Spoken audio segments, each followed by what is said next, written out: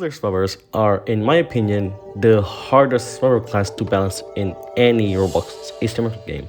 You either end up with support that's great at healing but are vulnerable alone, or one that has great survivability but horrible healing. Throughout my time playing Roblox asymmetrical games, I've seen plenty of support characters across different tiles. One of the best examples, in my opinion, is Brandon from Pound by 14. Brandon is a support character with incredible critical healing thanks to his leg bins. The way you use them is, well, just place them down. You can have multiple active at once, and while they eventually expire, most of Brandon's gameplay boils down to hiding somewhere safe, placing down healing bins, and occasionally popping out to throw a shield onto a teammate during a chase. On the other end of the spectrum, we have Nyan from Pursuit Corps, who, in my opinion, perfectly fits the okay survivability but bad healing support archetype. Her gameplay revolves around staying close to her teammates because the only way she can heal them with torch share is by being near them. The healing itself is fairly slow and has a cap, but it also grants both Nyan and the healed ally a small speed boost. He also has a slide that launches her forward while giving her invisibility frames. Personally, I think this creates a such more engaging playstyle. Her healing isn't nearly as powerful as Brandon's, but the movement speed boost and positioning requirement makes her much more fun to play. Now, did you notice what these two characters have in common? Both of their kits are fair for the character to play against. Brandon has excellent healing, but he lacks a reliable way to escape during chases and often has to rely on his teammates. Nyan, meanwhile, has a solid escape tool, but her healing is intentionally weaker and capped, preventing her from endlessly restoring her team's health. So, why am I explaining all of this? Why is it so important for support characters to have a balance between strengths and weaknesses? Well, because today's video is about a support character that everyone knows and completely misses that balance. And that is Elliot from Forsaken. So, why am I talking about this minimum wage worker? Well, let me explain. A while back, I made a poll asking my subscribers what video they wanted to see next. And one of the options was play Elliot for 5 hours. That option won. Now, I'm a pretty casual player and I barely play support characters. And from my experience with Roblox asymmetrical games, most support characters are absolute hell to play solo. In fact, I even made a video about what it feels like to play Elliot. In that video, I spent most of the time talking about the negatives of playing him. I never talked about the good parts of playing Elliot. In my previous video, I talked about how frustrating it is to play Elliot and even called him the hardest character in the game because killers will actually chase you first. Yeah, what the fuck I was smoking back then. So, what does exactly Elliot do?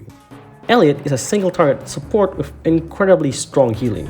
His signature ability Pizza Throw lets him throw pizza onto the ground that lingers for a short time. Any scorer can pick it up to instantly recover a portion of their health. At the beginning of the match, Pizza Throw heals for 20% of a server's HP. However, the ability scales as your team progresses through the match. Every generator that gets completed increases its healing, and eventually reaching a maximum of 40% HP once enough objectives have been finished. This means Elliot's healing becomes more valuable the longer a match lasts. Early on, the heal is useful for keeping teammates healthy, but in the late game, a single pizza can restore nearly a half of a server's health, making it one of the strongest single target healing abilities available. So yeah, that's an absurd amount of healing from a character that's really easy to pick up. Now, Elliot does have one major weakness. He only has 80 HP, meaning most killers can take him down in just 3 or 4 basic attacks. On paper, that makes perfect sense. You're a huge threat to the killer, but you're also an easy target. At least that's what I'd say if we live in an ideal world. Remember Nyan from the intro? Her kit is actually very similar to Elliot's, except Elliot's is arguably even better. Pizza Throw is not the reason why Elliot is really strong, but it's because of Rush Hour, which gives him a massive burst of speed. You can use it either to escape a chase or quickly reach an injured teammate. The catch is that you can only use it once, but you get it back by healing your teammates. Yeah, you can see why killers absolutely despise this guy. But why not sneak up on Elliot while he's doing generators? He can't finish all of them by himself. Well, yeah, he can't, but he can.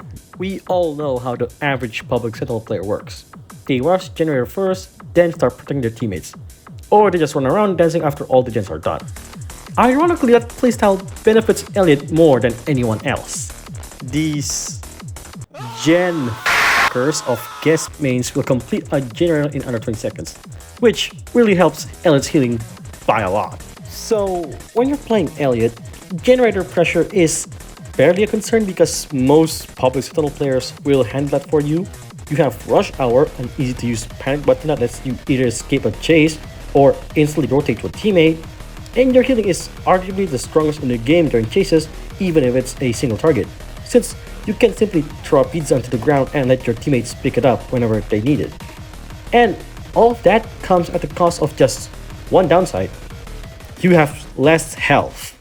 Elliot is probably the easiest support character for anyone to pick up, whether you're a new player or a veteran, which also makes him kind of boring, to be honest. Personally, I'd rather see Elliot get a rework than a straight up nerf. I still want him to be an easy support character for new players to pick up, but I don't think he should be able to heal his teammates as easily or as much as he currently does. I already gave a good example of an easy to pick up support character that isn't oppressive for killers, which is Nyan. On paper, Nyan's healing is actually much weaker than Elliot's. It heals more slowly, has a cap on how much health it can restore, and only works if she's close to the teammate she's trying to help. That last part is what makes her design so interesting. If your teammate is being chased, you have to make a decision. Do you stay close enough to keep healing them, knowing the killer could switch targets and start shooting you? Or do you play it safe and back away, sacrificing some healing so you don't end up getting down instead? Those are meaningful decisions that the player has to make every match. You're constantly balancing risk and reward instead of getting value for free. Even Nyan's mobility fits into that design. Her slide gives her a way to escape dangerous situations, but it doesn't suddenly make her an untouchable survivor. It simply gives her enough survivability to justify playing close to her teammates. Elliot, on the other hand, doesn't really have that same level of interaction. He can throw a pizza from safe distance, let it sit under the ground until someone needs it, and then immediately reposition or escape with Rush Hour if things go wrong. The amount of value he gets compared to the amount of risk he takes just feels disproportionate. That's why I rather see Elliot resign instead of simply having his numbers reduced. I want him to stay beginner friendly, but I also want his gameplay to encourage smart positioning, good timing, and meaningful decision making, the same qualities that makes Nyan such a fun sport to play. So, next time if someone targets you while you're playing Elliot, remember, You are a healer! You are meant to ruin my whole fucking progress each 13 seconds! You get that fucking heal ability that regens 70 HP in a matter of seconds! You are my top priority to kill! I want to win! and with that, that's everything I wanted to say about Elliot. This video isn't meant to hate on Elliot or the player who enjoy playing him. I actually think he's a great character for introducing new players to the support role. What I hope our developers take away from him, though, is that making a healer easy to play shouldn't mean making them easy to get value with. A good support character should ask the player to make decisions. When do you heal? Who do you heal? How much risk are you willing to take to save your teammate? Those choices are what make support characters fun to play and fair to play against, in my opinion. And it skips a lot of those decisions. His healing is incredibly consistent, his escape tool is very forgiving, and his overall game plan is simple enough that almost anyone can get strong results with very little practice. While that makes him accessible, it also makes him a character that, in my opinion, future Roblox asym games shouldn't use as blueprint for designing healers. Instead, I think developers should look towards supports that encourage positioning, timing, teamwork, and risk management. Characters that reward good decision making instead of handing out value almost automatically. And at the end of the day, that's just my opinion. I'd love to hear what you all think. Do you agree with my take, or do you think Ed is perfectly fine the way he is? So, thanks for watching, and I'll see you all on my next video. Goodbye!